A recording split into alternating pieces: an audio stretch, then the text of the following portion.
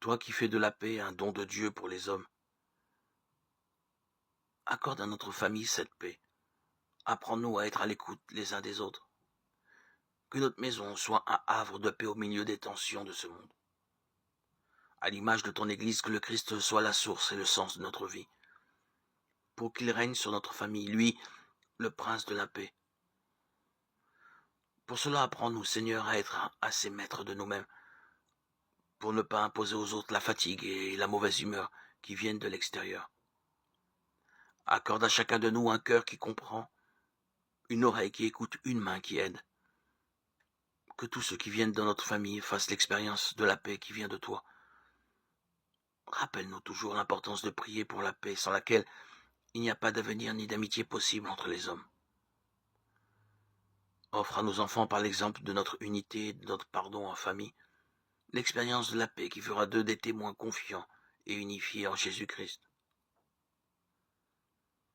C'est pourquoi le Christ est l'intermédiaire pour une alliance nouvelle, un testament nouveau. Il est mort pour libérer les êtres humains des fautes commises quand ils étaient soumis à la première alliance. Alors ceux que Dieu a appelés peuvent recevoir les biens qu'il a promis et qui durent toujours. Lettre aux Hébreux 9:15. Mon Père, je remets entre tes mains tous mes plans, mes rêves et mes aspirations. C'est naturel pour nous, en tant qu'êtres humains, d'avoir des plans, des pensées et des objectifs pour l'avenir.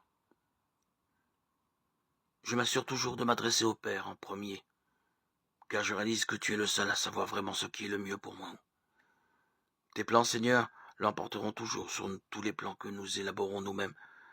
Ce que je veux vraiment, c'est ce que tu veux pour moi, car je sais que c'est ce qui sera vraiment le mieux pour moi.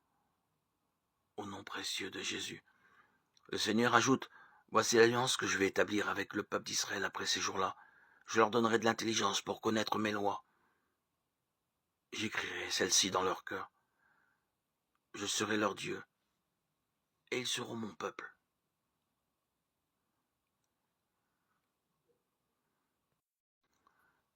Merci de m'aimer tel que je suis.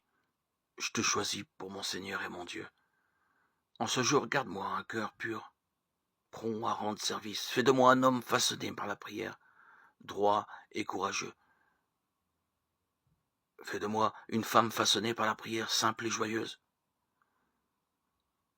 Que tous puissent compter sur moi. Que je sois un soutien pour ceux qui souffrent. Je te présente les personnes que j'aime.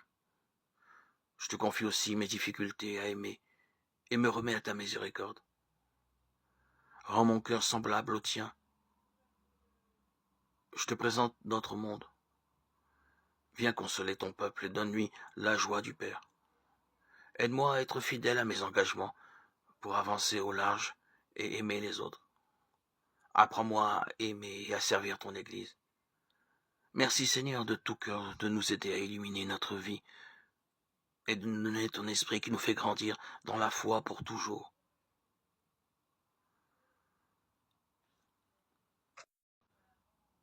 Me voici devant toi, Seigneur, à la fin d'une autre journée. Prends ce que j'ai fait de bon et donne-lui vie. Quant à ce que j'ai fait de mal, fais couler sur lui ta miséricorde. Sur ma famille et mes amis, à qui j'ai pu faire de la peine, dépose le grand manteau de tendresse. Sur les personnes que j'ai jugées, hélas, étends l'ombre de ta paix. À celles qui m'ont donné leur sourire, prodigue la douceur de ton esprit. Que ton amour soit avec nous tous en cette fin de journée. Me voici devant toi, Seigneur. Ce soir, pendant notre sommeil, permets, Seigneur, que ta lumière nous illumine.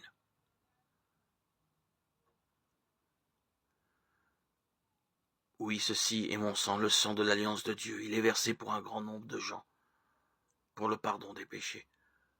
Matthieu 26, 28.